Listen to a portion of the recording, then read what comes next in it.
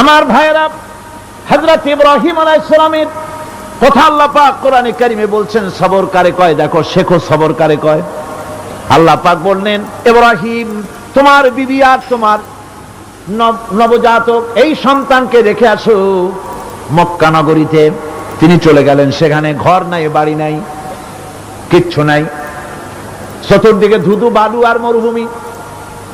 হযরতে হাজরা বলছেন, ইব্রাহিম সামান্য পানি আর খাবার দিয়া আমার সন্তান শুদ্ধ এখানে রেখে যেতেছো, আমি কি অপরাধ করেছি? কোনো জবাব নাই।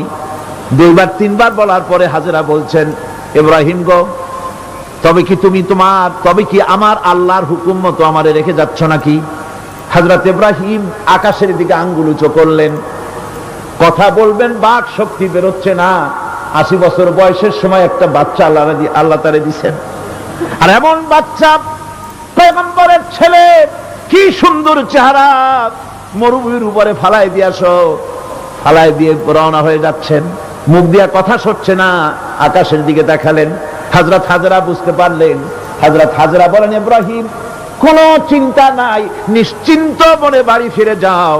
আমি আমার আল্লাহর উপরে এতটা ভরসা করে আল্লাহর হুকুমে যদি আমার এখানে রেখে যেয়ে থাকো, ওই আল্লাহ পাক আমাকে আর আমার কলিজার টুকরা ইসমাইলকে পানিতে আর খাবারে মারবেন না, অবশ্যই তিনি ব্যবস্থা করবেন। ব্যবস্থা হয়ে গেল। হযরত ইসমাইল বড় হয়ে গেলেন। আল্লাহ পাক অর্ডার করলেন, জবাহ করো ছেলেকে।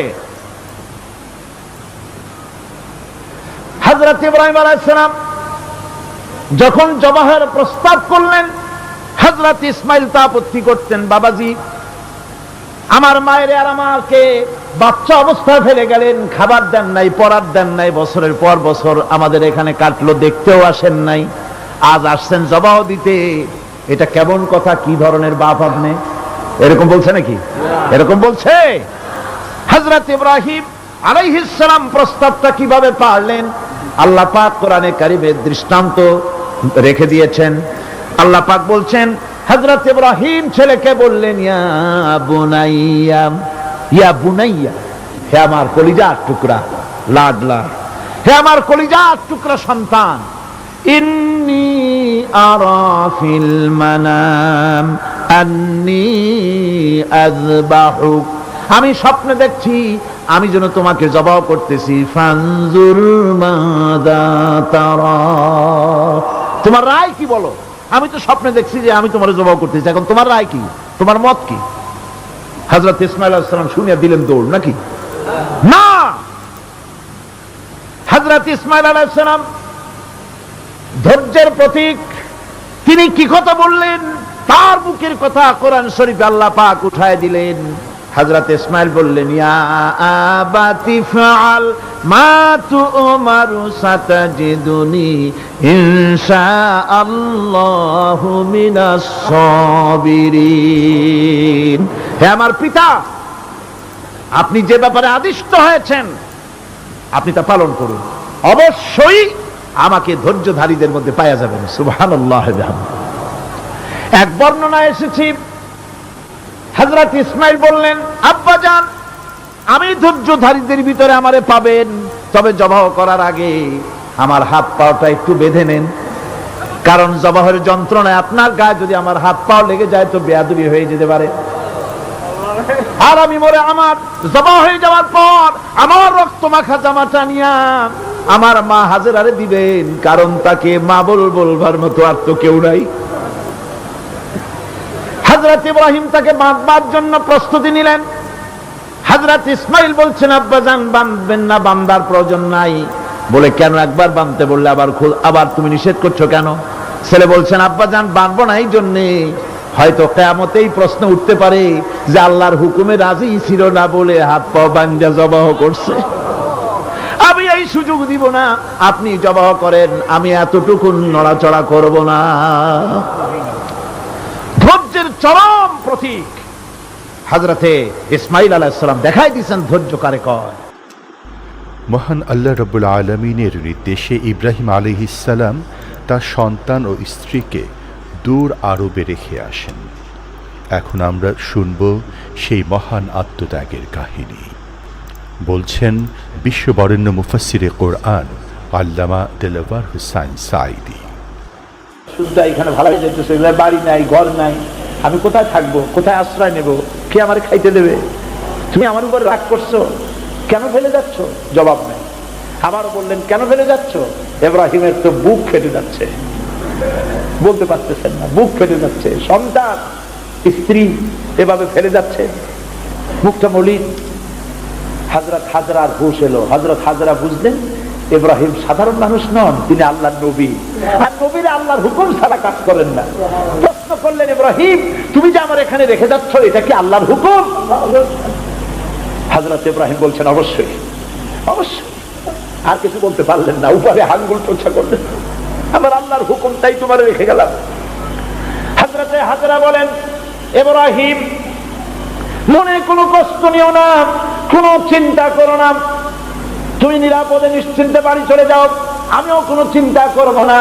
কারণ আল্লাহর হুকুমে যখন তুমি এখানে রেখে যেতেছ, আমি আমার আল্লাহর উপর এত বিশ্বাস করি যে আমার রব্বুল আলামিন তিনি যখন আমাকে মরুভূমিতে আমার বাচ্চা শুদ্ধা ফেলাই দিতে বলেছেন, আমার আল্লাহ এমন মেহেরবান যে আমার এই কলিজার টুকরা সন্তান আর আমারে না খাওয়াই আল্লাহ মারবে না।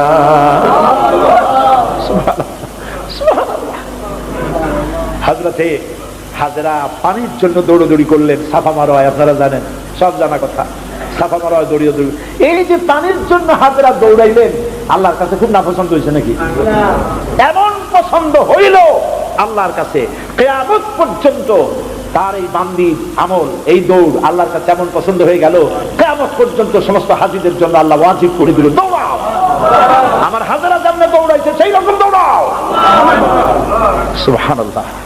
ইসমাইল না খেয়ে মরছে, পানির অভাবে মরছে। হযরতে জিবরাইলকে আল্লাহ পাঠায় দিলেন, আমার ইসমাইলের পায়ের গুতা যেখানে লাগতেছে তুমি গিয়ে সেখানে পায়ে আঘাত করো। হযরতে জিবরাইল পায়ের আঘাত করলেন, সেখান থেকে পানি ছিটকে বেরিয়ে চলে আসলো। জমজম, থাম থাম। হযরতে হাজরা এসে দেখেন পানি চিকচিক করতেছে চতুর্দিকে, পানি থামানো যায় না, চতুর্দিকে পাথর দিয়ে বেড়া দিতে, তাও থামে না। তারপরে তিনি বলছেন জাম জাম, মানে থাম থাম। পানি থেমে গেল, কিন্তু পানির উৎস থামলো না। সেই পানি পৃথিবীর কোটি কোটি মানুষ আজ পান করে, লক্ষ লক্ষ মানুষ এই পানি দিয়ে গোসল করে, উযু করে। লক্ষ লক্ষ গ্যালন পানি প্রতি বছর সারা দেশে ছড়িয়ে যায়, মক্কায় যায়, মদিনায় যায়, জেদ্দায় যায়, সমস্ত জায়গায় যায়। দরিয়া ফুরায় যাওয়ার কথা, কিন্তু কুয়া ফুরায় না। সুবহানাল্লাহ। আল্লাহর কুদরত কাকে বলে? এগুলো কি কপাল পোড়াদের কিসমতে হবে? কপাল পোড়াদের কিসমতে হবে? আল্লাহ পাক ঈমানদার মুমিনদের জন্য সমস্ত নিয়ামত রেখে দিয়েছেন। আল্লাহ পাক বলেছেন, ফিহা আয়াতুন বায়্যিনাত, অসংখ্য নিদর্শন। এই কাবা আর এই কাবা কেন্দ্রিক আমার অনেক নিদর্শন আছে, তাকায় দেখো কত নিদর্শন। আজ পৃথিবীর কোন শহর নাই নিরাপত্তার শহর যেখানে জীবনের নিরাপত্তা পাওয়া যাবে। আল্লাহ পাক বলেছেন, ওমান দাখালাহু কানা আমিনান, যেই ঢুকবে মক্কায় আর মদিনায় সেই নিরাপত্তা লাভ করবে। সুবহানাল্লাহ, সুবহানাল্লাহ বলবেন না? সুবহানাল্লাহ বলবেন না? আমার বন্ধুগণ, এরই বলে সারেন্ডার করা। আল্লাহ রাব্বুল আলামিন বললেন আসলিম, সারেন্ডার করো। হযরত ইব্রাহিম আলাইহিস সালাম বললেন আসলামতু লিরাব্বিল আলামিন, সারেন্ডার হয়ে গেলাম। সারেন্ডার হয়ে এক পরীক্ষা পাস করলেন, আরো এক পরীক্ষায় দুটা পাস করছেন কিনা? সুবহানাল্লাহ। এবার 3 নম্বরের পরীক্ষা, 3 নম্বর। ছেলে এবার বড় হয়েছে, নাদুস নুদুস চেহারা, সুন্দর, সুবহানাল্লাহ, নাদুস নুদুস চেহারা, জ্ঞান হয়েছে। এবার যাও ছেলেকে জবাব করো। সুবহানাল্লাহ। একটার পর একটা মারাত্মক অগ্নি পরীক্ষা, ছেলের জবাব করো। হযরত ইব্রাহিম আলাইহিস সালাম বলছিলেন যে আল্লাহ এই রকমের কঠিন পরীক্ষা তুমি আমারে বালাইও না। বলছেন না।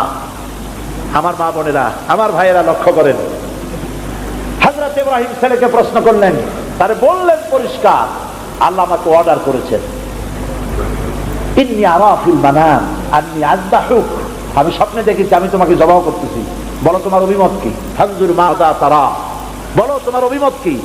হযরত ইসমাইল বলতে পারতেন, আব্বা আপনি আমার বাবা, আমার মায়ের শুদ্ধ করে ভালাই দিয়ে গেছেন, বছরের পর বছর খাবার দেন নাই, পরার দেন নাই, খোঁজ খবর নেন নাই, আজকে কোন অধিকারে আপনি আমাকে জবাব করতে এসেছেন?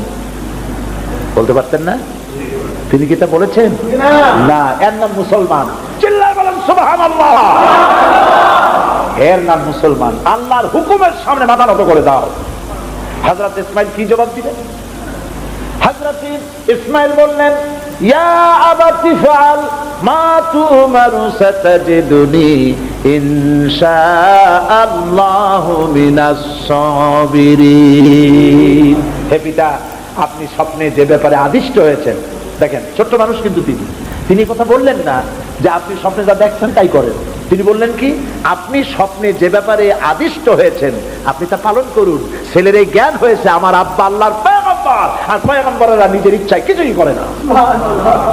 আল্লাহর হুকুম, আপনি আমাকে ধৈর্যধারীদের মধ্যে পেয়ে যাবেন, আমাকে ধৈর্যধারী পাবেন। আমি ছটফট করবো না, দৌড় দেবো না। তবে আমার আব্বা তিনটা কাজ করেন। জবাব করার সময় আমার হাত পা বাঁধেন, যাতে করে জবাহের বেদনায় যন্ত্রণায় আমার হাত পা আপনার গায়ে লাগলে আমার বেয়াদবি হয়ে যেতে পারে। হাত পা বাঁধবেন। 2 নম্বরে আপনার চোখটাও বাঁধবেন ভালো করে, যাতে করে আমার গর্দান দেখলে এখানে ছুরি চালাইতে আপনার কষ্ট হইতে পারে, হাতটা শিথিল হয়ে যেতে পারে। বাপের কাছে ছেলের গর্দান বড় প্রিয়। বাপ তার ছেলেকে কাছে রেখে তার গর্দানের উপরে চুমা খায়, তার কপালে চুমা খায়। আপনার চোখটা বাঁধিয়ে নিন, তাহলে কষ্ট কম হবে। আর 3 নম্বরে আর একটা দাবি আছে।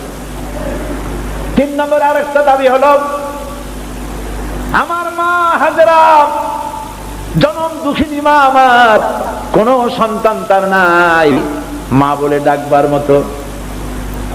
আমাকে জবাহ করার পরে আমার রক্ত মাখা জামাটা আমার মায়েরে দিয়া দিবেন, আর বলবেন যেন কান্দাকাটি না করে, কিয়ামতের দিন আল্লাহর দরবারে মায়ের সাথে আমার দেখা হয়ে যাবে। হযরত ইব্রাহিম ছেলের হাত পা বাঁধলেন, নিজের চোখ বেঁধেছেন। আল্লাহর আকাশের ফেরেশতারা তাকায় দেখতেছেন, কি সাংঘাতিক পরীক্ষা। এত বড় পরীক্ষা পৃথিবীর কোন মানুষকে আল্লাহ রাব্বুল আলামিন করেন নাই। কি কঠিন পরীক্ষা। নিজের ছেলের গলায় ছুরি চালানো বাপের পক্ষে কি সম্ভব? হযরত ইব্রাহিম আলাইহিস সালাম কোরআনে কারীমের মধ্যে রব্বুল আলামিন সুন্দর করে বলেছেন, ফালাম্মা আসলামা ওয়া তাল্লাহু লিল জাবিন। বাপ বেটা দুজনে রাজি হয়েছে, ছেলেটারে কাজ করিয়া ছুরি ধরছে, ছুরি চালানো শুরু হয়ে গেছে। আল্লাহর কি ইচ্ছা আছে ইসমাইল জবাব হয়ে যাক, আল্লাহর ইচ্ছা পরীক্ষা করা। আর ইব্রাহিম আলাইহিস সালাম পরীক্ষার রেজাল্ট জানেন না, ঠিক কিনা? ছেলে জবাব হবে কি হবে না এটা কি জানা আছে? তার জানা আছে জবাব হবেই। শক্তভাবে ছুরি চালাচ্ছেন, কাটে না, গলা কাটে না। এরপরে আল্লাহ রাব্বুল আলামিন, আকাশের ফেরেশতারা কাঁদতেছে এই দৃশ্য দেখে। আল্লাহ পাক দুম্বার ব্যবস্থা করে দিলেন। দুম্বা ইসমাইলকে, হযরত ইব্রাহিমের তো চোখ বাঁধা, ইসমাইল আলাইহিস সালামকে সরাইয়া দুম্বার সামনে দিয়েছে, দুম্বা জবাব হয়ে গেছে। সুবহানাল্লাহ। আল্লাহ রাব্বুল আলামিন হযরত ইব্রাহিমকে শোনায় দিলেন, وَنَادَيْنَاهُ أَن يَا إِبْرَاهِيمُ قَدْ صَدَّقْتَ الرُّؤْيَا إِنَّا كَذَلِكَ نَجْزِي الْمُحْسِنِينَ। আমি ইব্রাহিমকে ডেকে বললাম, ইব্রাহিম তুমি তোমার স্বপ্নকে বাস্তবে রূপ দিয়েছো, আর আমি এইভাবে করে মুহসিনিনদেরকে পুরস্কৃত করে থাকি। সালামুন আলা ইব্রাহিম। ইব্রাহিমের উপরে আল্লাহর শান্তি নাজিল হোক। কিয়ামত পর্যন্ত পৃথিবীর কোটি কোটি মুসলমানেরা নামাজের মধ্যে ইব্রাহিম আলাইহিস সালামের জন্য দোয়া করবে। সুবহানাল্লাহ। দোয়া করেন না আপনারা? কোন সময়? দরুদের মধ্যে। কিয়ামত পর্যন্ত দোয়া করো, তোমার নেতা, তোমার জাতির পিতা। মুসলমান কারে বলে? এর নাম মুসলমান। মদের ব্যবসা ছাড়তে পারবেন না, জুয়া ছাড়তে পারবেন না, সুদ ছাড়তে পারবেন না, আবার দাবি করবেন আপনি মুসলমান। মুসলমান হওয়া যাবে না, আল্লাহর কসম মুসলমান হওয়া যাবে না। মুনাফিক, মুনাফিক, মুনাফিক। মুসলমান হতে হলে আল্লাহর হুকুমের সামনে মাথা নত করতে হবে, যা তিনি বলেছেন সব মানতে হবে। মিথ্যা ছেড়ে দিতে হবে, ওজনে কম দেওয়া যাবে না, খাদ্যে ভেজাল দেওয়া যাবে না, নিজের স্ত্রীকে, নিজের মেয়েকে বেপরদা করা যাবে না, বৈশাখী মেলার নামে নিজেদের মেয়েগুলিকে সৌন্দর্য প্রদর্শনী করে মানুষের সামনে বের করা যাবে না। এর নাম ইসলাম। এর নাম কি? এই ধরনের মুসলমান হইতে পারবো আমরা? হইতে পারবো? এই ধরনের মুসলমান হইতে রাজি আছি? কারা কারা রাজি? আলহামদুলিল্লাহ।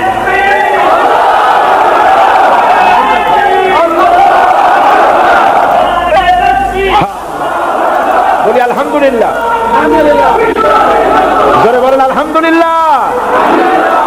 এইরকম মুসলমান হতে হবে যে আমার চেহারা করতে হবে আল্লাহ যেভাবে হুকুম করেছেন, রাসূল যেভাবে করেছেন। আমার পা থেকে শুরু করে মাথা, জামা কাপড়, ওঠা বসা, চলা ফেরা সব করতে হবে আল্লাহ যেভাবে বলেছেন, রাসূল যেভাবে করেছেন। আল্লাহ রাব্বুল আলামিন বলেন, ইয়া আইয়ুহাল্লাযীনা আমানু দুখুলু ফিস-সিলমি কাফা ওয়া লা তাত্তাবিউ খুতুওয়াতিশ শাইতান ইন্নাহু লাকুম আদুউম মুবিন। হে বিশ্বাসীরা, পূর্ণাঙ্গরূপে ইসলামের মধ্যে দাখিল হয়ে যাও, একটু আধটু না, সবটুকুন। আর খবরদার শয়তানের পদাঙ্ক অনুসরণ। হাত তুলেছি, দয়া করে মেহেরবানি করে আমাদের জিন্দেগির গুনাহ খাতাকে মাফ করে দাও। আমাদের মা বাপ মুরব্বিয়ান যারা কবরে চলে গেছে, আল্লাহ তাআলা কবরগুলিকে জান্নাতের টুকরায় পরিণত করে দাও। রব্বির হামহুমা কামা রব্বায়ানি সগীরা। পড়েন সবাই, রব্বির হামহুমা কামা রব্বায়ানি সগীরা। আয় আল্লাহ তাআলা, আমাদের এই বিবি বাল বাচ্চা যা দান করেছো সবগুলিকে দিনদার বানাও, ইমানদার বানাও, নামাজি বানাও, পরেজগার বানাইয়া দাও। রব্বুল আলামিন, যেই পরকালের কথা, কিয়ামতের কথা আলোচনা করলাম, সেই কঠিন হাসরের ময়দানে যেদিন পায়ের নিচে হবে তামার মতো মাটি, আর মাথার উপরে প্রকাণ্ড সূর্যের তাপে গুনাহগারের মাথার চান্দি ফেটে গিয়া মগজগুলি গলে গলে নাক কান দিয়ে বেয়ে পড়তে লাগবে। জিহ্বাটা পানির পিপাসায় কুকুরের মতো ঝুলে নাভিস্থল পর্যন্ত পড়ে যাবে। ময়দানে সাড়া পড়বে, পানি পানি বলে। আল্লাহ তাআলা ওই দিনে তোমার হাবিবের হাতের কাউসারের পেয়ালা আমাদের নসিব করে দিও। আহ জাতি है फलक पर रहम लाने के लिए, आह जाती है फलक पर रहम लाने के लिए, बादलो हट जा दे दो आह जाने के लिए। रहम कर अपना ना आईने करम को भूल जा, रहम कर अपना ना आईने करम को भूल जा। हम तुझे भूले हैं लेकिन तू न हमको भूल जा। রব্বুল আলামিন, মা বোনেরা কষ্ট করে মাহফিলে এসেছেন, আল্লাহ তাআলা মা বোনদেরকে এমন আমল করার তৌফিক দাও যাতে করে কিয়ামতের দিন হযরত আয়েশা, হযরত খাদিজার সঙ্গে হাসর নসিব হয়ে যায়। রব্বুল আলামিন, এই মাহফিল বাকি 4 দিন তোমার কুদরতি নিজাম দিয়ে আল্লাহ তুমি পরিচালিত করে দিও। সারা বাংলাদেশের মানুষ বিভিন্ন জায়গা থেকে এই মাহফিল আসে। আল্লাহ তাআলা প্রতিবেশী দেশ থেকে আসে, যারা প্লেনে আসেন অথবা গাড়িতে আসেন, পায়ে হেঁটে আসেন, যিনি যেভাবে আসেন, আল্লাহ তাআলা যাতায়াতকে তুমি আসান করে দিও, বিপদ মুক্ত করে দিও, আল্লাহ দুর্ঘটনা মুক্ত করে দিও। যারা বাড়ি ছেড়ে তোমার কথা শুনতে আসে, আল্লাহ বাড়িগুলি, ধন সম্পদগুলি তুমি হেফাজত করো।